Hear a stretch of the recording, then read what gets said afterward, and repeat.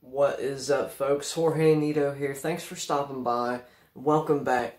In our series, Demons and Deities, today, episode 3, we're talking about the Deuteronomy 32 worldview, something I've mentioned a few times in the previous installments. But I want to first touch on Elohim. The second episode involved this Hebrew term, Elohim, which is a term used for God frequently and throughout the Old Testament, but it's also used of other spiritual beings. In fact, Elohim is not a title for God. It's just a stock term, a generic term to denote a thing's locale. That is, something that is not of this earth, this physical world. So Elohim, in layman's terms, just means spiritual being. The Old Testament refers to demons as Elohim, other gods as Elohim, God as Elohim, and the disembodied spirit of the human dead, Elohim. You may remember the witch of Endor, when Saul sought her out to bring up the ghost of Samuel so he could consult him, and she conjured up Samuel.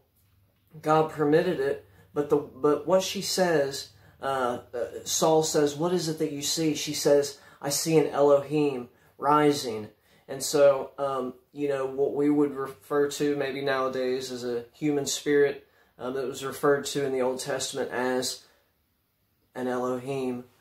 So jumping right into the Deuteronomy 32 worldview, this is basically the Christian worldview of the biblical authors. And so this, I realize, is content material that is on the fringes of Christendom, the Christian mind. And I think part of that is just living in a westernized, modernistic, postmodern society. And we just don't consider the supernatural worldview of the Bible. And maybe we do, but we have little ways of writing off this miracle or that, or the way the Bible presents demons or other deities. And so the idea behind Deuteronomy 32 is this. It touches upon what happened at Genesis 11, the Tower of Babel incident. God looks down, he sees that all these people groups are coming together to construct this tower, to erect this tower so that they could they can have access to God on their own terms. And God doesn't do anything on anybody's terms except his own. And so he frustrates their plans. He disinherits the people groups. He scatters them about. The languages are given there, and these people groups are assigned to other deities. And so this is where another term enters the scene, cosmic geography. Sorry about that.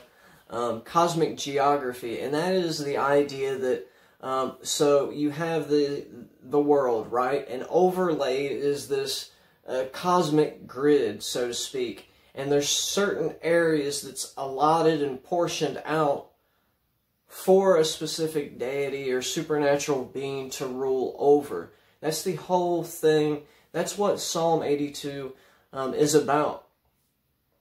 Psalm 82, God is calling this divine council, and he presides, and he calls these gods to account for the way that they've handled their allotment unjustly, and handled people groups unjustly, and received worship.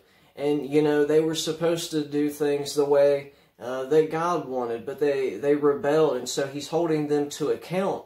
And so even in Psalm 82, it's talking about what happened at Babel.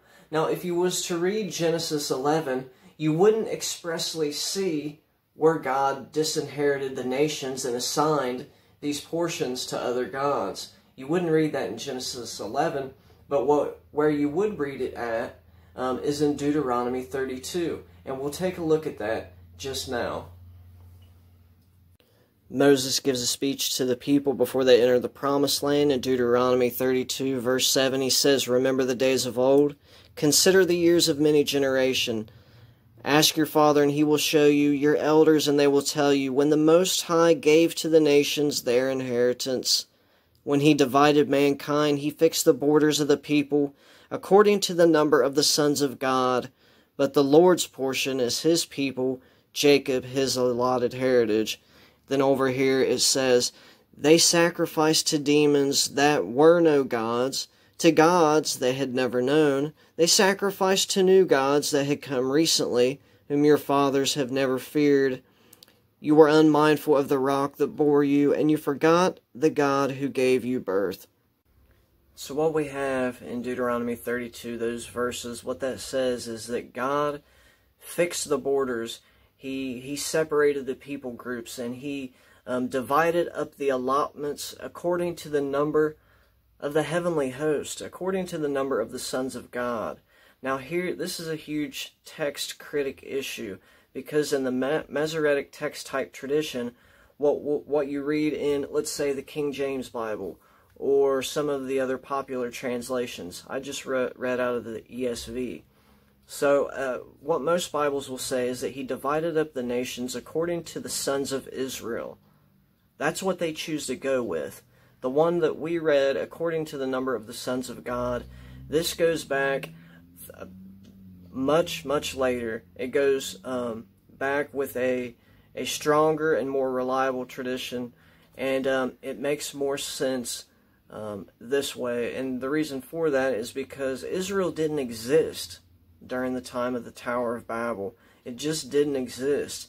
So we're not sure if this was scribes or copyists. It just didn't like the supernatural worldview. They decided to include sons of Israel rather than the sons of God. But some of these newer translation committees are opting to go with the older tradition of the sons of God, because that fits in the context quite beautifully, the way it should be, and it helps all these other areas of the Bible make sense, like Psalm 82. But does the Bible ever say anything really about God? You know, doesn't the Bible say God owns the whole world? The earth is the Lord's and the fullness thereof? Well, yeah, technically, but we just read where he disinherited the nations. What do you think during the temptation of Christ, Satan tempted him in 3 different ways? One of the temptations was this: he was going to give him all the kingdoms of the world. Now, isn't the kingdoms of the world, aren't they Christ's already? Doesn't God already own all the kingdoms of the world? Why would Satan choose to word it that way? Why would he choose to offer the kingdoms of the world if it wasn't something that was his? Why is Paul always running around talking about reclaiming the nations? You know, spreading the word of Christ and the gospel of God, the ministry of reconciliation, spreading this to the Gentiles far and wide, reclaiming the nations. You know, if God owns the nations, why was there be any need to reclaim anything? The reality is this: God disinherited the nations at the Tower of Babel incident. And we read about it in Deuteronomy 32. Psalm 82, the divine council meeting, references this event. And so Christ is a plan of God to bring the people groups back, to reconcile the nations, to restore the Edenic vision, because God loves people, and he's not just going to, you know, write them off, you know. And so for a season, a dominion was given to other authorities. You ever notice Paul, he mentions demons here and there, but the terminology he chooses to use is principalities, powers, thrones, dominions. This is all geographical rulership terminology. And so the reality is that there are areas of this world that is just not God's, you know. It is, but it's not. And so what Christ has come to do is to reconcile the peoples back to God through his death on the cross.